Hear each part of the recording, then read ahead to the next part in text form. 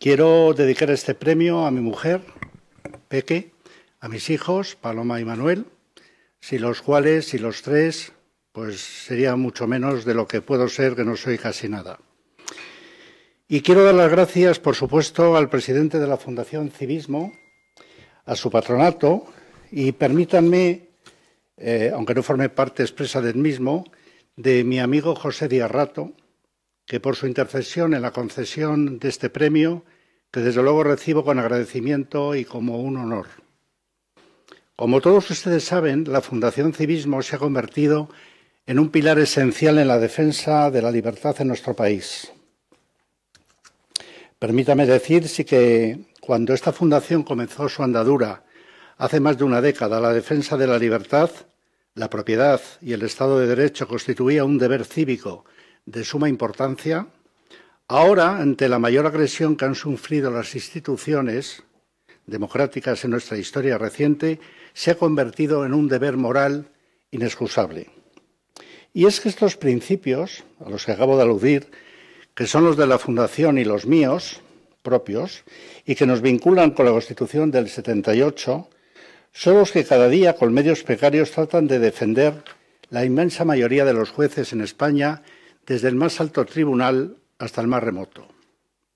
La defensa del Estado de Derecho como presupuesto del libre ejercicio de la libertad individual y salvaguarda del derecho de propiedad por parte de jueces y fiscales ha encontrado múltiples problemas de distinta naturaleza y gravedad. Me gustaría aprovechar la oportunidad que generosamente me brinda la Fundación Civismo para hacer una breve mención de alguno de ellos.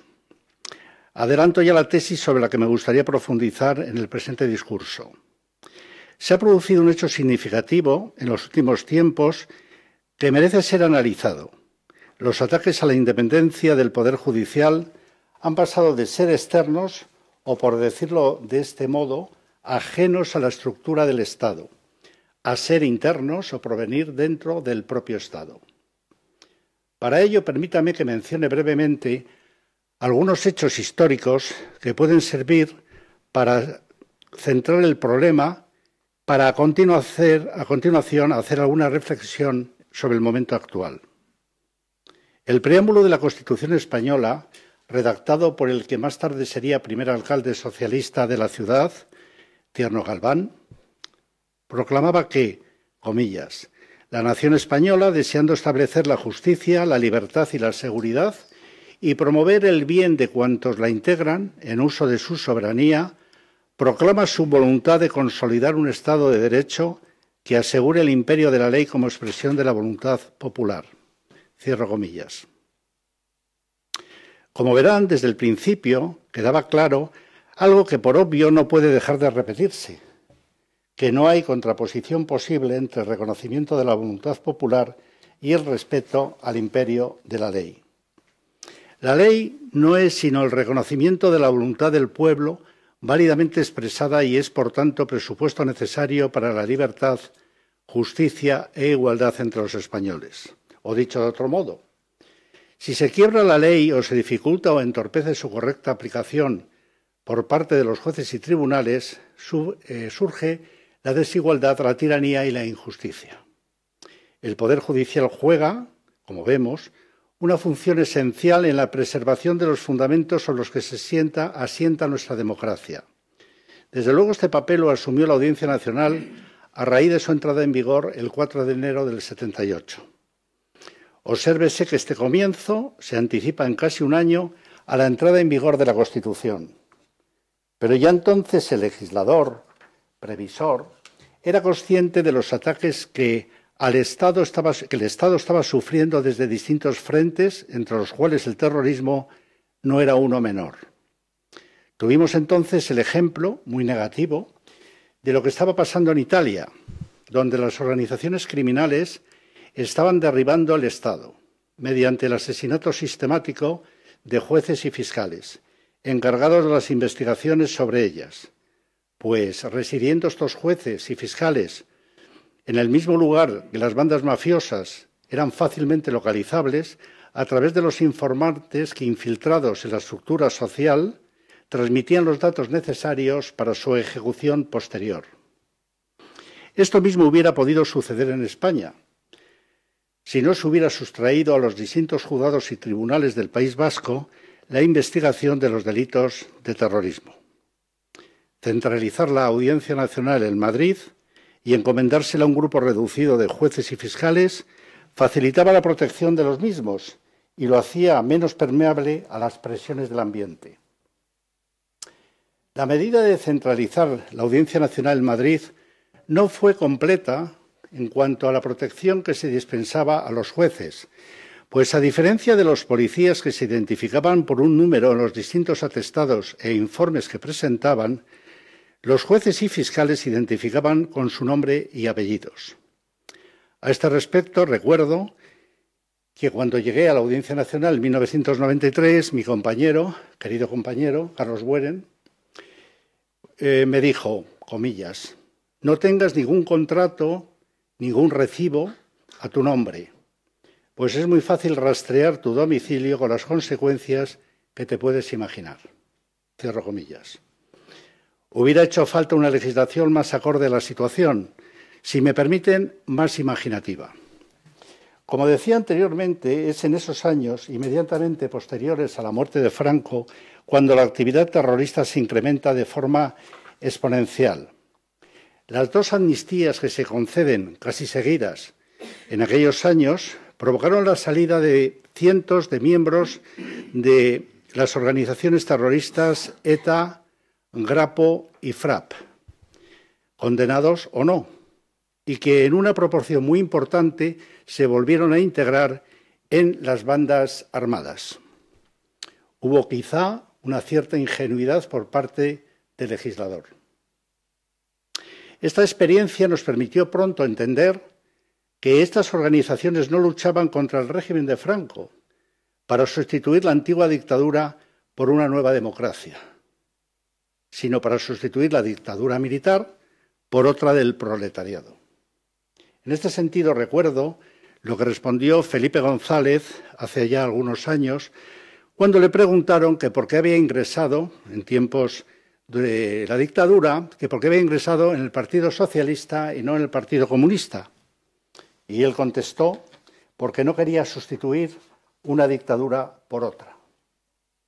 Esta situación a la que me he referido puso también de manifiesto el gran agujero que había en la colaboración policial y judicial con Francia, a la que se ha referido Jesús hace un momento. En mi actividad como magistrado de enlace con este país, pude comprobar que desgraciadamente era así. De hecho, en la práctica, todas las direcciones de ETA cayeron en Francia, lo cual quiere decir que se encontraban allí y no aquí, donde probablemente nunca hubieran podido ni siquiera llegar a establecerse. Ustedes dirán que si las direcciones de ETA fueron cayendo una tras otra en Francia, ¿por qué hablar de falta de colaboración con nuestro país? Sin embargo, hay que tener en cuenta que estas direcciones caían por la labor incesante en territorio extranjero de la Guardia Civil fundamentalmente y también de la Policía Nacional, quienes actuaban muchas veces de forma clandestina, pues en caso de ser identificados eran inmediatamente expulsados. Que la actividad de ETA en Francia era conocida por los servicios de seguridad de aquel país es asunto sabido desde antiguo. Recuerdo que en una ocasión, cuando estudiaba quinto de Derecho, fui con unos amigos al País Vasco francés. Y en dos ocasiones, en esos 2 o 3 días que estuvimos allí, unos individuos, grupos de individuos de aspecto muy poco recomendable, nos exigieron que nos identificáramos, al objeto de comprobar si éramos españoles y si pudiéramos ser policías. Todo esto se hacía a la vista, sin ocultarse y con pleno conocimiento de la policía francesa. Otro ejemplo también claro fue que al poco de llegar yo a Francia, a París, concretamente en el año 2000 como juez de enlace, se propuso por el Ministerio de Justicia y de Interior español sustituir la extradición en lo referido a los delitos de terrorismo por un mecanismo más ágil que era la orden de entrega, de detención y entrega. Un mecanismo mucho más ágil que, como también decía antes Jesús, reducía en mucho los formalismos y permitía la entrega sin más formulaciones, del terrorista que era buscado al país que lo reclamaba, en este caso España. No obstante, los franceses nos contestaron que no, que eso significaba atacar la soberanía del país y, por lo tanto, nos lo denegaron. Pero poco después ocurrió los atentados del 11 de septiembre en Nueva York, con el trágico saldo de casi 3.000 muertos. En este sentido, inmediatamente los Estados Unidos exigieron a la Unión Europea la implementación en el espacio Schengen y en Europa de ese mismo mecanismo de la orden de detención y entrega. Ni que decir tiene que se aplicó de forma inmediata en Europa lo que nosotros habíamos pedido un año antes. Y desde entonces prácticamente funciona, pero no funciona tan bien como hubiéramos deseado. Porque dicho mecanismo, que se basa en el mutuo principio de confianza o confianza mutua entre jueces, de tal manera que cuando un juez de un país europeo solicita la entrega o la detención de una persona al juez de otro país, éste, sin más preguntas, procede a ejecutar la orden. Desgraciadamente, esto no ha sucedido siempre así, porque la desconfianza ha seguido reinando. Ha reinado entre España y Francia, entre España y Bélgica, entre España y Alemania, y todos conocemos casos en que así ha sucedido. Recordemos que a día de hoy, lo digo para finalizar esta parte, quedan más de 300 asesinatos terroristas sin resolver. Y con esto llegamos a la época presente, ahora. Como decía antes, la labor de los jueces en el caso de la Audiencia Nacional ha sido objeto de todo tipo de ataques, desde atentados, Jesús ha mencionado algunos, a la utilización de medios para intentar el desprestigio personal y profesional. A este objeto recuerdo que cuando llegué a la Audiencia Nacional, el que era presidente de la Sala de lo Penal de la Audiencia, Ciro García, yo le pregunté que qué le parecía, que estaba dudando si llegar desde Valladolid, y me contestó que, bueno, que le parecía muy bien, pero que supiera que si no me doblaba a ciertas exigencias, tratarían de destruirme personal y profesionalmente. Después la realidad me ha mostrado que era más que eso todavía. Pero en aquella etapa, que ya he estado describiendo, lo que ahora supone un hecho totalmente novedoso, que podemos definir como inquietante, es que estos ataques han dejado de provenir del entorno de los propios delincuentes y pasaron o han pasado a verterse desde otras instituciones del Estado, y no como una crítica a las resoluciones judiciales, sino como intentos claros de desprestigiar la labor de la justicia, cuando ésta ha pasado a suponer un obstáculo a determinados intereses políticos. Esta actitud, ahora exacerbada, comenzó con la investigación de los GAL, posteriormente con la supresión de la figura del desacato en el Código, que dejó desprotegidos a los jueces de las calumnias e injurias que se pudieran producir y ante las cuales el juez tenía las manos atadas, pues la reacción automática ante el ejercicio de acciones por parte del juez ofendido suponía el apartamiento de la causa. Es por ello que la figura del desacato libraba al juez de tener que actuar personalmente, haciéndolo en su nombre el Estado. Las consecuencias están a la vista. Si a esto añadimos la falta de entusiasmo por parte de la Fiscalía General del Estado en utilizar los mecanismos a su disposición para proteger la independencia judicial, el panorama que se nos dibuja no es muy alentador. Permítame que me refiera a otra anécdota personal para ilustrar la gravedad del momento actual. En los últimos tiempos he sido objeto, como un otro compañero del Tribunal Supremo o los juzgados de Madrid, de múltiples ataques personales y profesionales. Estos ataques no han venido, como otras veces, disimulados tras la opinión de algún periodista adicto a la causa. Ahora han sido ministros del Gobierno, diputados, senadores, quienes los han vertido de manera desacomplejada. Si esos ataques me inquietaron especialmente fue porque desde el primer momento entendí que no era yo el destinatario de los mismos. A mí, a poco tiempo de mi jubilación y con la vida más o menos orientada y resuelta, me dan si me permite la expresión, por perdido. Si, como digo, esos ataques suscitaron a mí una honda preocupación, fue por ser consciente de que se dirigían a tantos miles de compañeros, mucho más jóvenes que yo, y con una carrera por delante, para que percibieran el peligro al que se exponían si tomaban decisiones que pudieran incomodar a determinados poderes del Estado.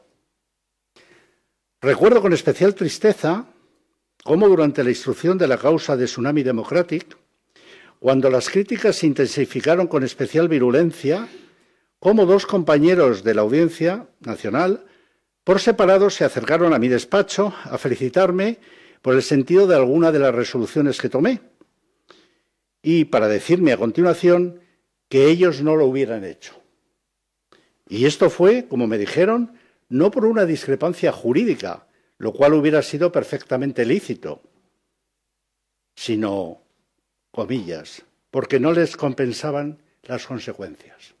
Cierro comillas. Bien, si esto me trasladaron dos acreditados y experimentados magistrados de la Audiencia Nacional, con carreras dilatadas, pensemos en el sentir que ataques como los que diariamente reciben otros compañeros están provocando en estos jóvenes jueces que inician su andadura profesional. Durante toda mi carrera, y especialmente a partir de mi experiencia en otros países europeos, he sido partidario de que la instrucción de las causas criminales cayera en la Fiscalía y que el juez de instrucción se convirtiera en juez de garantías y que se ocupara exclusivamente de la protección de los derechos fundamentales, acordando en su caso medidas restrictivas de la libertad. Esto evitaría discrepancias, a veces poco entendibles, para los ciudadanos entre los criterios de los distintos jueces, dotando a la acción de la justicia de una mayor uniformidad. Se trata, en definitiva, de evitar la ya famosa pregunta ante cualquier controversia judicial: ¿qué juez te ha tocado? Ello no obstante, los distintos avatares que en los últimos tiempos está viviendo la Fiscalía General del Estado, no quiero dejar de recordar el ya famoso ¿de quién depende la Fiscalía? Pues eso, han hecho que la sombra de la sospecha se cierne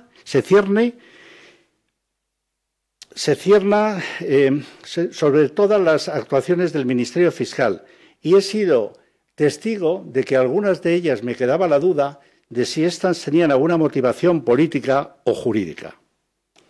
Y por ello, esta experiencia reciente me ha hecho replantearme mi posición respecto a lo primero que he dicho, respecto a que la instrucción pasara a la investigación por parte de los fiscales. Me gustaría también aprovechar la oportunidad que me brinda la Fundación Civismo para alertar de la gravedad que para la democracia española tiene la supresión del delito de sedición. Sin entrar a valorar las motivaciones políticas de la misma, sí quiero decir que esta decisión ha dejado mucho más desprotegido al Estado ante futuros ataques con los que, por cierto, ya se viene amenazando. A esto debemos añadirle la aprobación de una ley de amnistía sin precedente alguno en el derecho comparado y cuyas consecuencias últimas estamos aún lejos de conocer. Sobre esta ley de amnistía se han dicho muchas cosas sensatas por parte de otros compañeros y demás actores de vida política e intelectual. A ellos o a ellas, a esas declaraciones me remito. Sí me gustaría dejar constancia de la perplejidad que me despertaba encontrarme con que mientras profundizaba en la investigación sobre las acciones de determinadas personas y el encaje que pudieran tener en determinadas figuras delictivas, me iba encontrando con que simultáneamente se iban anunciando desde el Gobierno o el Congreso de los Diputados modificaciones al texto ya presentado para incluir estos nuevos hallazgos. No se trataba de amnistiar a un delincuente a pesar de los hechos cometidos, sino amnistiar a ese delincuente cualquiera que hubieran sido los hechos que hubiera podido cometer. Concluyo yo agradeciendo a la Fundación Civismo su constante papel en defensa de la libertad. No son estos tiempos especialmente fáciles, pero como he tratado de relatar en este discurso, los anteriores tampoco lo fueron. El desasosiego que percibo en buena parte de la sociedad española ante las complejidades del momento actual me recuerda que ya hemos vivido en otros momentos de nuestra historia. Por eso quiero terminar haciendo mías las palabras escritas por uno de tantos héroes de la libertad en España. Cuando parecía que el terrorismo de ETA era una fatalidad crónica y los intentos de derrotar electoralmente al nacionalismo una desesperanzante quimera, Fernando Savater escribió, comillas, «Sentirse animado o desanimado ahora ya es cuestión de carácter. Comprendo muy bien a los que ante el olor y el color de lo que han sacado a flote estas elecciones sienten la tentación de tirar de la cadena y marcharse dignamente. Pero yo prefiero acordarme de aquel ácrata, tipógrafo que fue de la moderna, en el bello poema de Félix de Azúa, que gritó ante el pelotón de fusilamiento, «¡Viva el perder!». Y permanezco junto a los que siguen jugando, aun sabiendo que hay tantas cartas marcadas, a los acomodaticios, a los resignados, a los amonestadores, que todo lo adivinaron antes que nadie, pero procuraron decirlo después. A quienes nos preguntan, ¿habéis aprendido la lección? ¿Os arrepentís? Les responderemos la palabra sagrada con la que empieza la libertad. No, claro que no. Viva España, viva la libertad.